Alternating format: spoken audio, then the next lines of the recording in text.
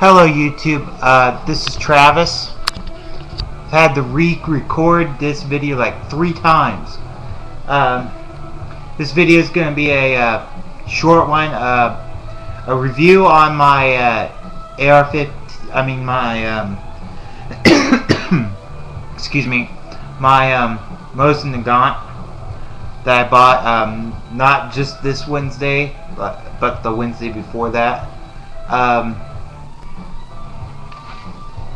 As you can see, it has nice wood.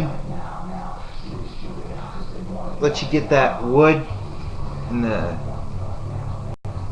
little bit of a shine so you can see it real good. It actually has really nice wood. I mean, this is the color wood should be, if you ask me, in a rifle.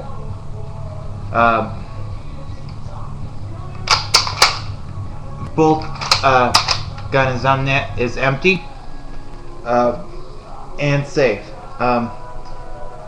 One thing you might find interesting on this gun is that if you pull the trigger, the bolt will slide out when it's all the way back.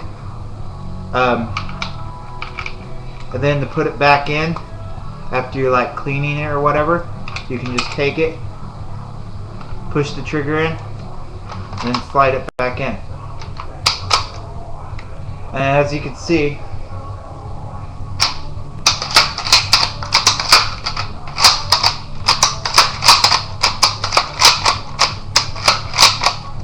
it's actually a pretty smooth bolt. There, round in, boom. Boom.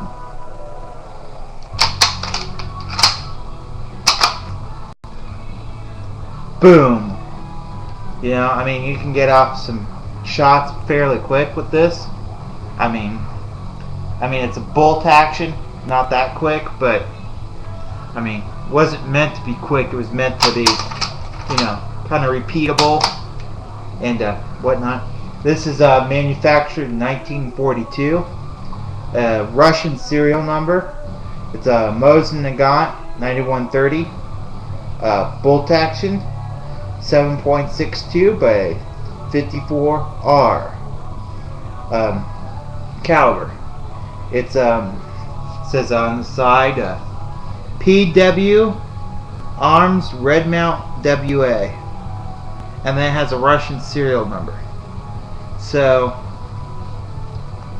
I think that's the importer that actually imported the gun.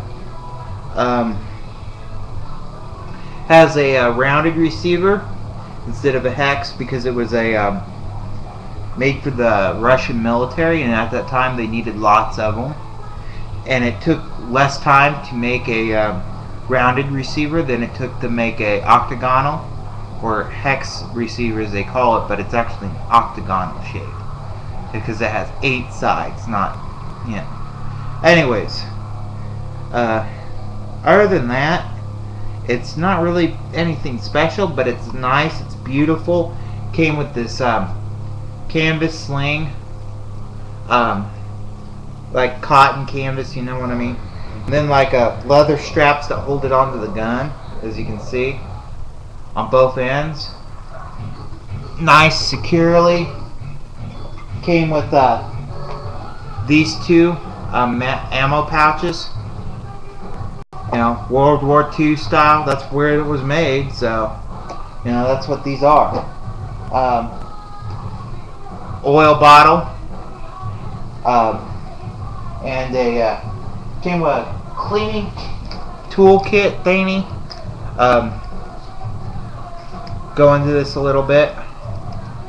Has a, of course, it has a cleaning rod in the gun, sort of thing. You know, came the Jag, I think is what this, yeah, that'd be what that would called, Jag. Or this tool is actually kind of like a screwdriver, and then these this second notch is actually to the second notch from this one, the first, is you check your the head space or whatever on the firing pin to make sure it's not sticking out too far out of the bolt face. It shouldn't this shouldn't be level when you put it up against the firing pin there. And then if you put this up against it, it should be level. So that's the way it would be. That's what it's for. Checking that, because if it's too close, it'll you can have some problems, serious problems. That could be dangerous potentially, if not lethal. Just be careful, know your stuff. And then I'm not sure what the hell this thing is. I think it's like a punch or something. I'm not too sure there. This thing, I think it's like a guide or something. And I have no freaking clue what this thing is. No freaking idea. If you do know what that is, send me a comment, put it in the comments if you want to. Doesn't really matter. It also came with a bayonet.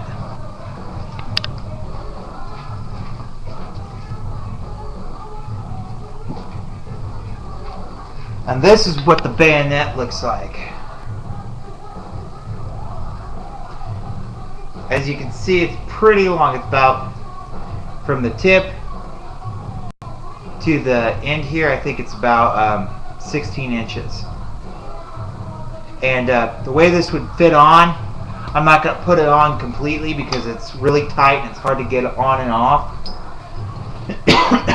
Is it just slip on like this, and then you would depress it, and then this piece here is like spring loaded.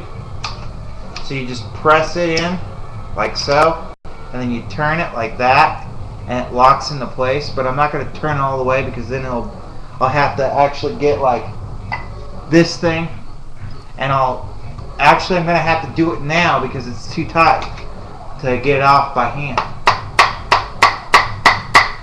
And you just go like that, and then it slides right off.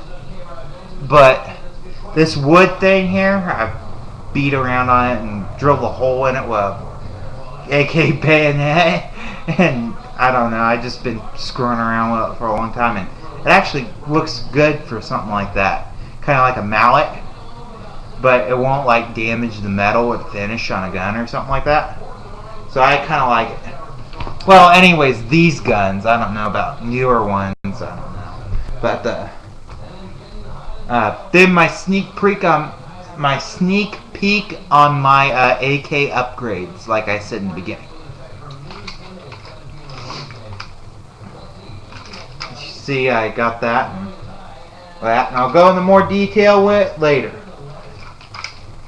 But that's a sneak peek for you. Weapon is safe. Other than that, that's pretty much it. I think it's an awesome gun. I think it'll be great for deer hunting. Possibly, I don't know. I'm going to have to take it to the range with some hollow points and this Mosin Nagant, take it to the range with some hollow points and put a few down range. See if I can find a place where I can take like a what's it called, clay block, and put it out at like 100 yards and shoot into it and see what kind of damage it'll do. I'm curious to see if it's gonna do enough damage to be effective against the deer. Maybe, maybe not. I don't know. But I'm pretty sure it will be.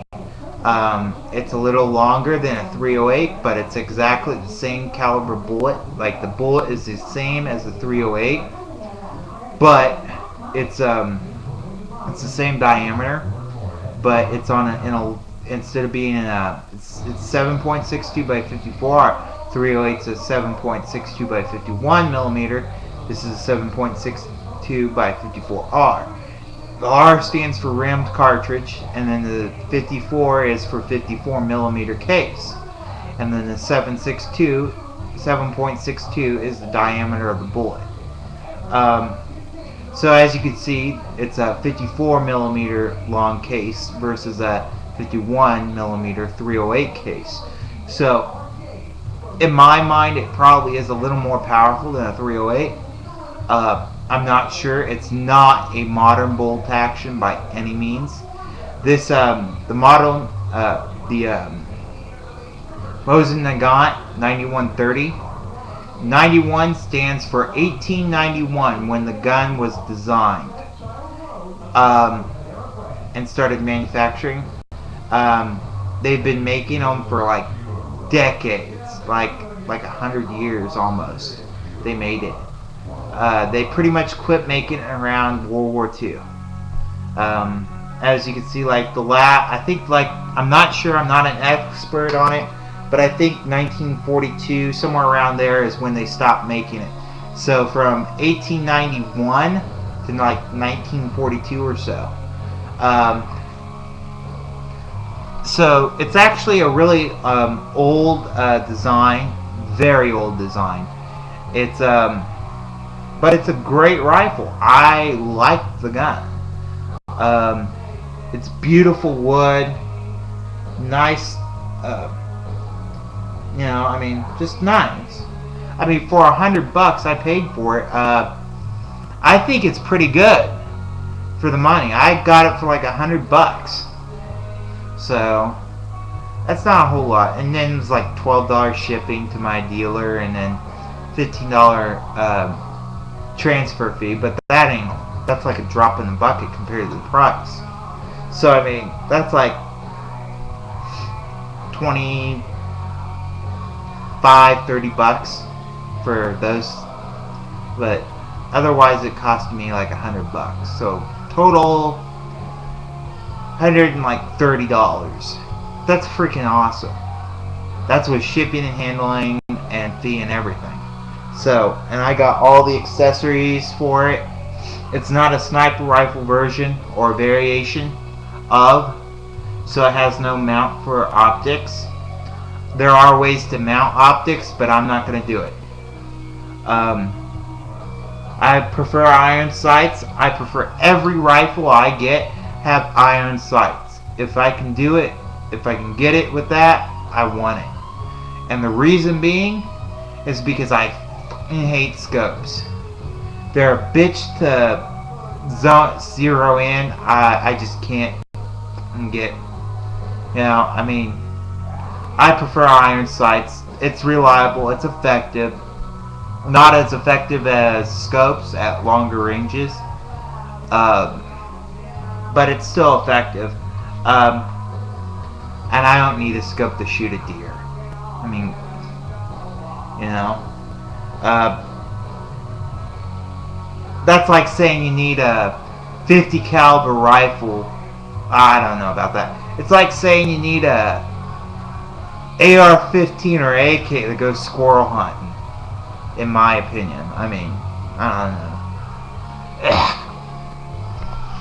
I'm just talking stuff here. But that's pretty much the gist of the video. Stay safe, shoot often. Yeah, have a good one.